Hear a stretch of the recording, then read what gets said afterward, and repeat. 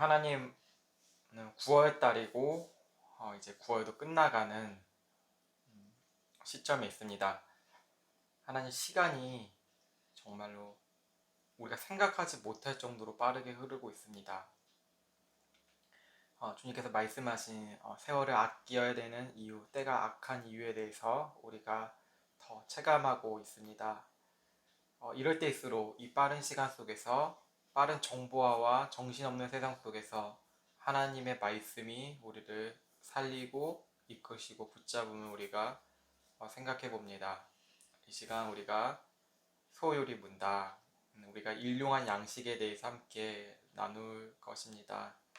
하나님께서 우리의 입술과 눈을 이끌어 주시고 우리의 삶의 발걸음까지 이 시간을 통하여서 하나의 디딤돌이 되는 시간 될 수 있도록 인도하여 주시옵소서. 주님 축복해 주시옵소서. 예수 그리스도의 이름으로 기도드립니다. 아멘. 오늘 소율이 문답 제104문 61과 주기도문 네 번째 강구는 어떤 뜻인가요? 제목 우리 함께 소율이 문답 나눌 거예요. 주기도문의 네 번째 강구는 어떤 뜻인가요? 하이리와 유엘이는 어떤 음식을 좋아하나요? 한 번씩 얘기해 볼까요? 한 가지씩. 베스트 원. 제일 좋아하는 음식. 하이리부터 시작. 피자가 맛있어요. 피자가 이 세상에 제일 맛있어요? 그냥 맛있는 것도 있어요. 그리고 그러면 유엘이는 세상에서 뭐가 제일 맛있어요? 저는 두 가지가 있습니다. 한 가지. 그 중에 한 가지만 딱 정해라. 그러면 두 가지를 먼저 얘기해봐요. 두 가지요? 전 포도주스랑 그리고 포도주스요. 포도주스가 세상에서 제일 맛있어요? 네, 달달해요. 매일같이 그럼 포도주스만 먹을 수 있어요? 응. 그렇답니다. 엄마는 세상에서 제일 맛있는 음식이 무엇일까요? 빨리 말고 고기 있었는데. 연어? 치킨 고기. 고기는 다 좋아하지 않아요? 고기. 네, 고기는 전부 다 좋아합니다. 배고팠어. 자, 이제 엄마로 넘어갈게요. 엄마는 어떤 거를 좋아하나요? 치킨. 치킨을 제일 좋아하나요? 네. 치킨 중에서 무슨 치킨을 제일 좋아할까요? 튀긴 거 말고 구운 걸로. 네, 굽네 치킨을 좋아한답니다. 구운 치킨을 좋아합니다. 저는 초밥을 좋아합니다. 사람마다 다 좋아하는 음식이 있어요. 그리고 우리가 이 음식을 매일 먹으면 질릴까요? 안 질릴까요? 질리죠. 아주 맛있는 음식, 세상에 제일 귀한 음식을 매일같이 먹으면 질려요. 가끔 가다 먹으면 별미처럼 맛있을 수 있지만 내가 사랑하고 좋아하는 치킨을 매일같이 먹으면 질리기도 합니다. 우리가 이 음식에 대해서 우리가 한번 생각해 볼 거예요.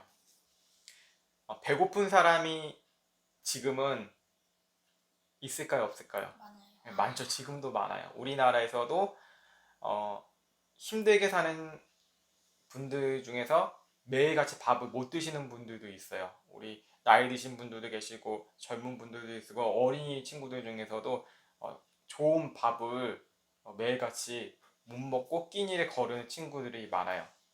그럼 과거에는 얼마나 많은 사람들이 배를 굶으며 살았을까요?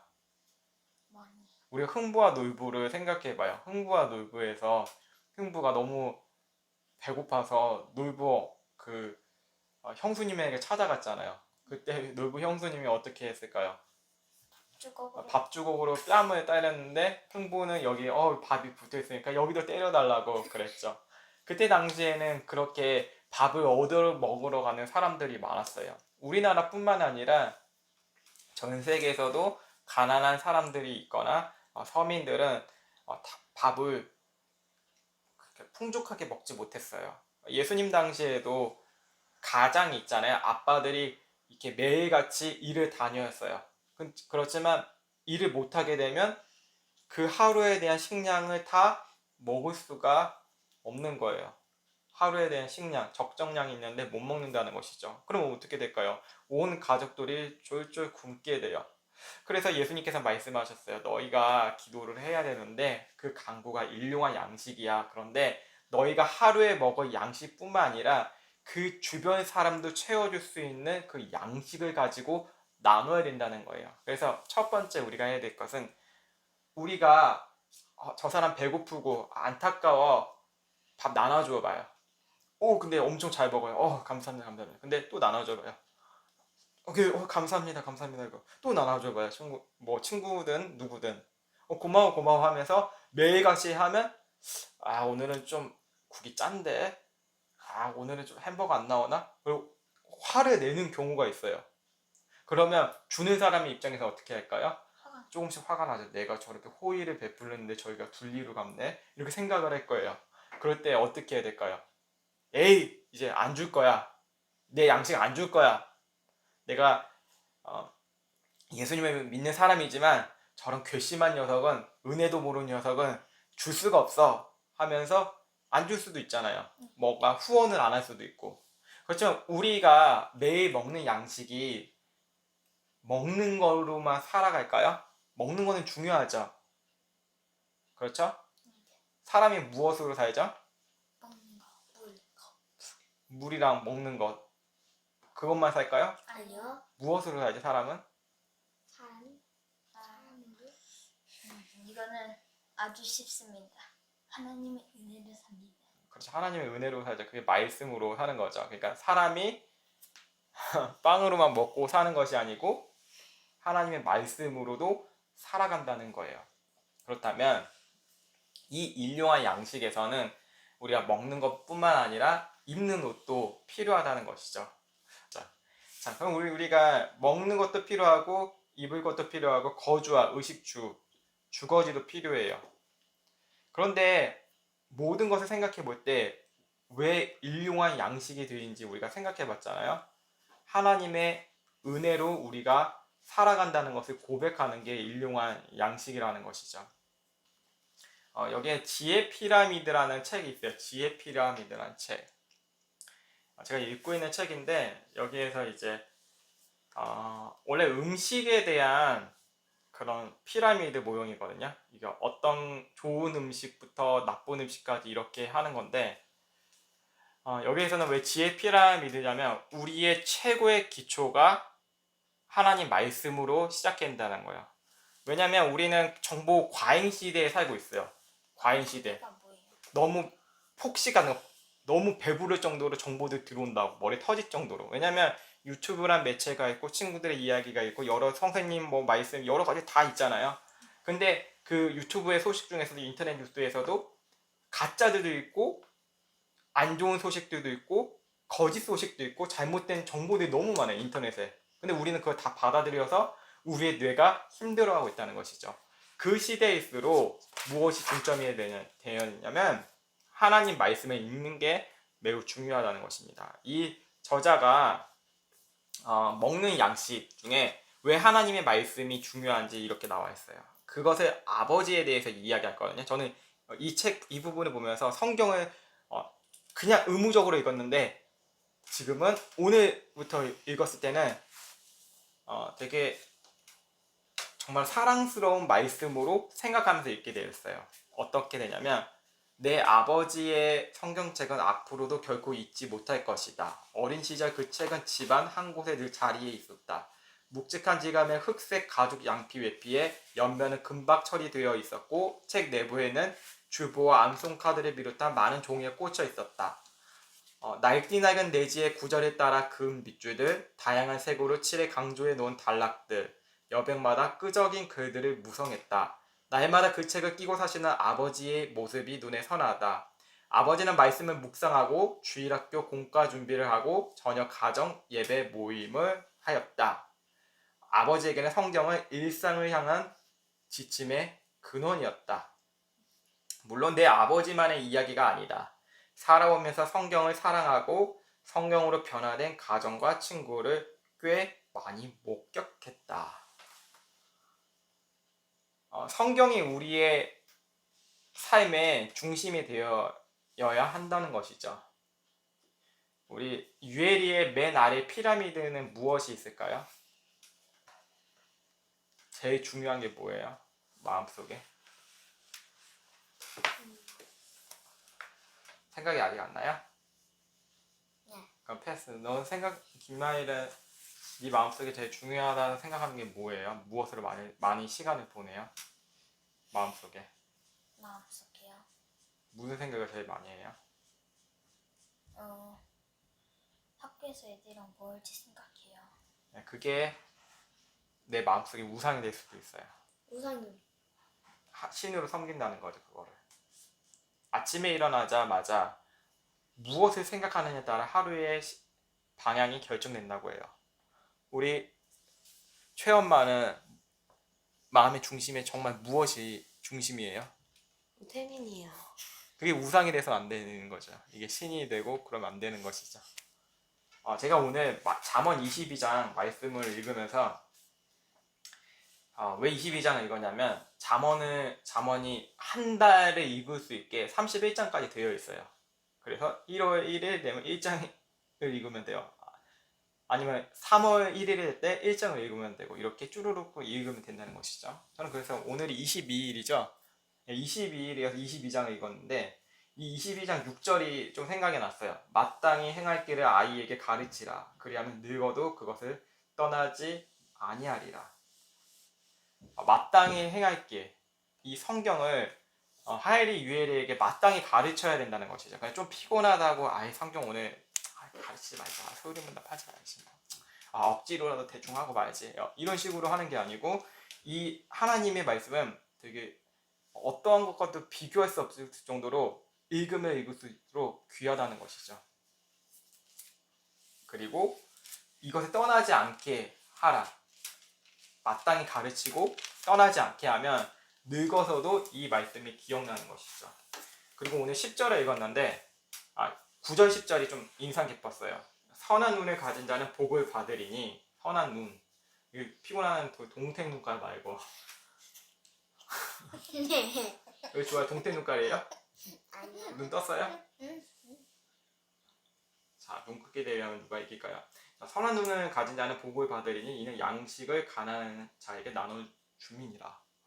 오늘 이 소위를 문답과 너무 매치되는 거예요. 그리고 10절에 보면 거만한 자를 쫓아내면 다툼이 쉬고 싸움과 수욕이 그치느니라. 그리고 11절도 되게 깊게 읽었어요. 아침에. 마음의 정결을 사모하는 자의 입술에는 덕이 있으므로 임금이 그의 친구가 되느니라. 자, 아침에 일을 하고 열심히 하고 이제 밥을 시켜야 됐어요. 베데라 민족애들. 그래서 전화를 해서 이 베데라 민족이 딱 오는 거예요. 전화가 오는 거예요. 갑자기. 그 배달원 아저씨한테. 이거 어디냐고. 어딘지 모르겠다고. 무슨 어디에 있다고. 거기 어디예요? 그러니까 일을 주무로 이렇게 얘기했는데 잘 모르는 거예요. 그 아저씨가 짜증나는 서로 막 얘기하는 거예요. 짜증나는 투로. 이게 화가 날까 안 나갈까요? 자기가 못 찾는 건데. 그런데 내 마음속에 이 말씀이 떠오르는 거예요. 거만한 자를 쫓아내면 다툼이 쉬고 싸움과 수욕이 그치냐. 제가 거기서 화나는 거예요. 당신이 뭔데 똑바로 이 간판을 못 보면서 어디서 나왔대 이거 짜증내는 거야. 이렇게 얘기할 수 있잖아요. 네. 내가 시킨 사람은 뭔가 내가 주인 행세하면서 당신이 막 비하할 수도 있잖아요. 그렇지만 저는 어떻게 했을까요? 간판이 작아서 잘 안 보이죠 하면서 그분이 또 이제 머쓱해 했어요. 쑥스러워 하더라고요. 간판이 보이니까. 잘 가렸나 봐요. 이렇게. 이게 뭐예요? 다툼이 쉬다는 거예요. 쉬게 되는 거예요. 겸손한 마음, 그리스도께서 나의 마음을 코팅시켜 주셨어요. 예수님께서 저의 마음을 코팅, 덧입혀 주셨어요. 그럴 때 다툼이 그친다는 거예요. 무엇이죠? 제 양식이 하나님의 말씀의 양식으로 출발했기 때문에 이런 일이 있다는 것이죠.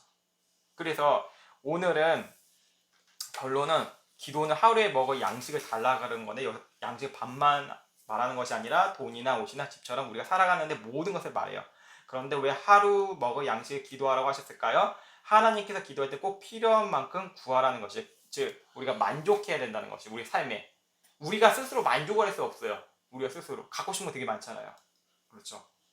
내 마음이 무엇이기 때문에 내 중심에 모으려고 하는 그 마음, 모으려고 하는 마음. 근데 유엘이랑 하엘이랑 다르잖아요. 성별이. 네. 하엘이는 너프건을 좋아해서 너프건을 맨날 모았어요. 유엘이는 미미 인형이 너무 좋아. 근데 서로 바꿔서 모으고 싶어요? 아니요. 왜 싫어요? 이상해요. 모으는 거 가치가 다르죠. 자, 아빠 노트북은 필요 없고 뭐 미미는 필요 없잖아요. 뭐 큰 자동차 필요 없고. 근데 어디서 만족감을 찾냐면 내 안에 이 하나님의 말씀이 자리 잡을 때, 나의 양식이 될 때 배불러진다는 것이죠. 그 양식으로 더불어 살아가는 것이고. 그래서 우리가 오늘 이것을 만들었어요. 이거를. 이게 뭐냐면 밀가루랑 소금을 넣어서 만들었는데 약간 뭐 지짐이? 뭐라 그랬죠? 부꾸미? 북군. 부꾸미처럼 생겼는데 이게 예수님의 살을 김치전처럼 예. 생겼어요. 김치는 안 들어갔어요. 소금밖에 안 들어갔어요. 김치전처럼 생겼어요. 예.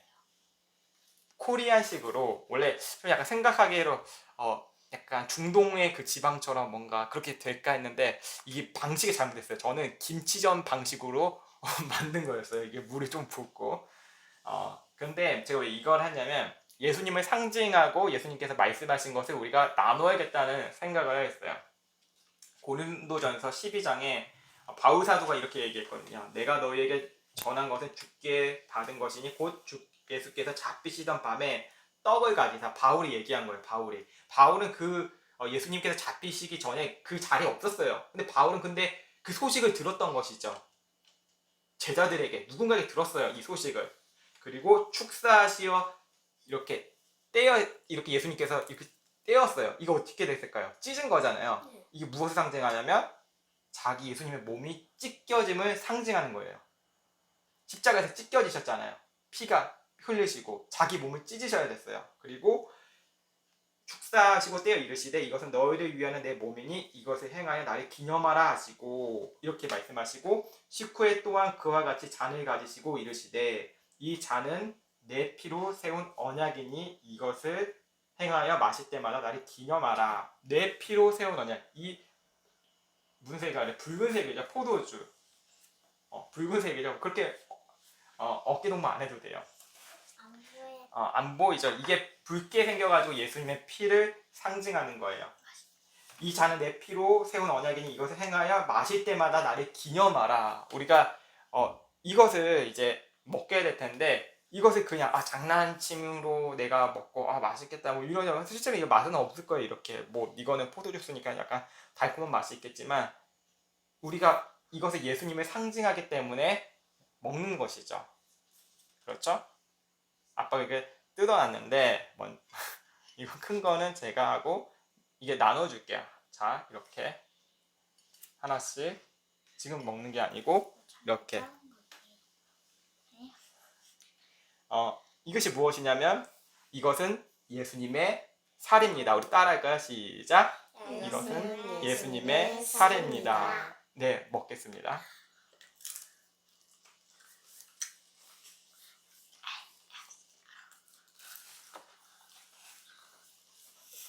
이거는 이제 예수님의 피를 상징하는 음료예요. 우리가 매일같이 목마르지만 우리의 만족이 되고 우리가 물을 마시면 만족이 되잖아요. 그러니까 우리의 만족 되시는 분이 바로 예수님의 그 생수라는 것이, 예수님의 흘리신 그 피라는 것이, 이것을 상징한다는 것을 우리가 함께 마시도록 하겠습니다. 자, 잔을 드시고 차갑네. 어떻게 마시냐면 이것은 예수님의 피입니다 라고 고백하고 마시는 거예요. 시작. 이것은 예수님의 피입니다.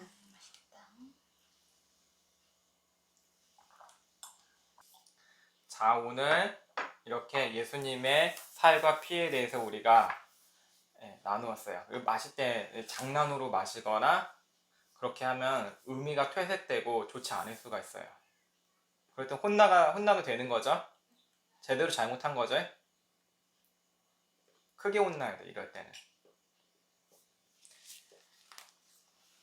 그래서 항상 우리에게 만족되시는 예수님을 바라보며 살아가는 것입니다. 그래서 웨스트민스터 소유문답 제104문에서는 네 번째 강구에서 우리는 무엇을 위해 기도합니까? 답변은 네 번째 강구는 오늘 우리에게 일용할 양식을 주시옵고인데 이는 하나님께서 값없이 주시는 선물로서 이 세상의 좋은 것들 중에 합당한 양을 우리가 받고 또 그것들과 함께 우리가 하나님의 보고 즐거워할 것을 기도하는 것입니다. 라는 것입니다. 우리가 예수님만이 만족입니다라고 늘 고백하며 이 고백은 성경이 우리의 최고의 바탕이고 최고의 권위가 되었으면 좋겠습니다. 또한 소망하고요. 오늘의 기도는 하엘이가 하고 마치겠습니다.